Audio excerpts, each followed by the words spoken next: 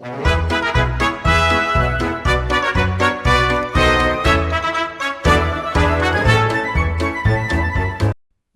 to a real-time ledger of global intelligence.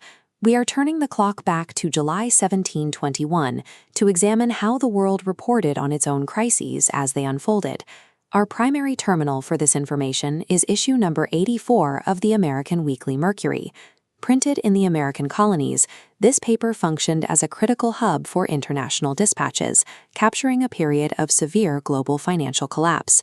The lead story, dispatched from London on February 14th, goes straight to the source of that collapse. The text outlines a calculated, deliberate extraction of wealth by political elites, presenting the crash as a structured event rather than a spontaneous market panic. To dissect exactly how the crash was engineered, Parliament convened a dedicated investigative body known as the Committee of Secrecy.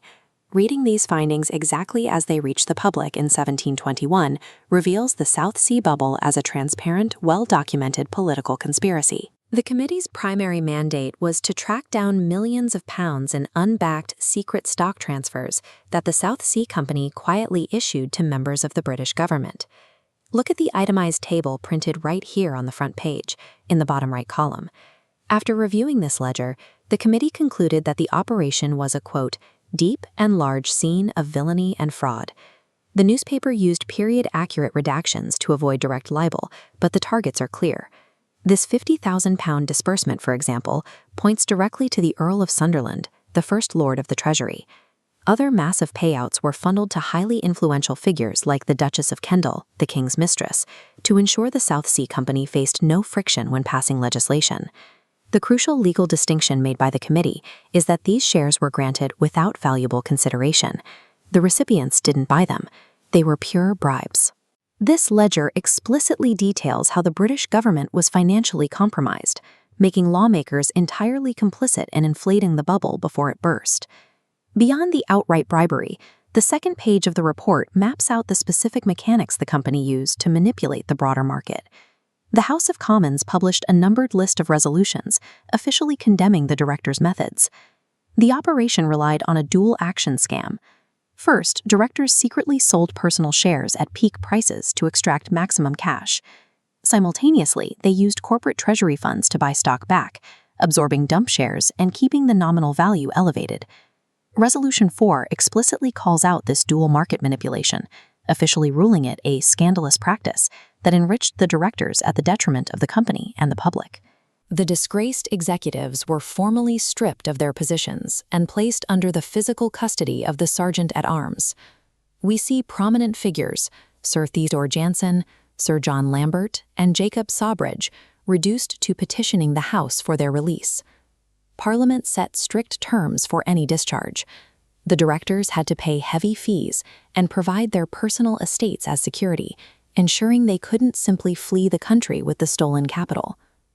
But right alongside this financial justice, the same page of the Mercury records a drastic, sudden shift in domestic trade policy. Down at the bottom of the column, Parliament passes the Calico Bill in the midst of the financial ruin.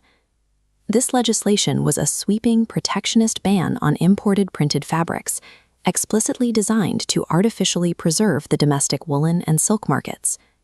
These imported calicos featured intricate, brightly colored floral patterns.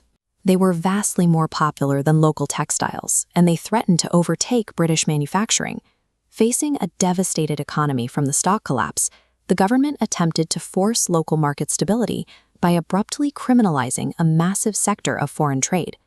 While London focused inward on its collapsing markets, the back pages of the Mercury operated as a robust foreign intelligence desk. The geographic scope of this single July issue stretches far beyond the British Isles, tracking military maneuvering across the continent. A dispatch dated April 21st from Warsaw details a mounting military threat from the Ottoman Empire.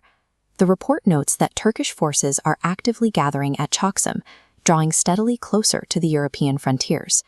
The Ottoman strategy was to exploit existing regional instability, specifically by recruiting discontented Cossacks to bolster their ranks against Polish and Russian borders.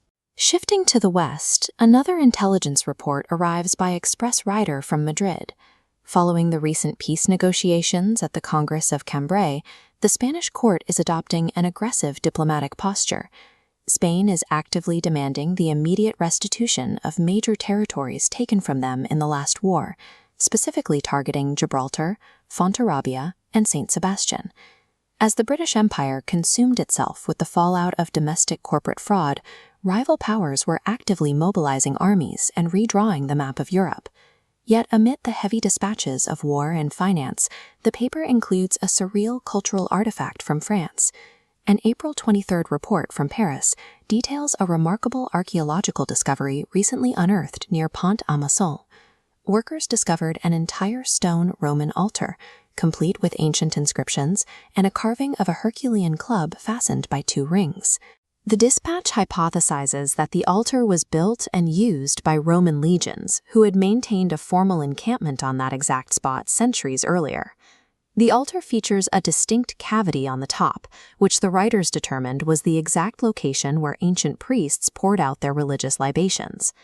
When you step back and look at the entire printed document, you see the full spectrum of an era caught in transition. On a single sheet of paper, the highly advanced mechanics of modern financial corruption sit directly alongside reports of Ottoman troop movements and the literal unearthing of ancient Rome. The Daily Dispatch, history in print. No modern gloss, no modern hint, just black and white.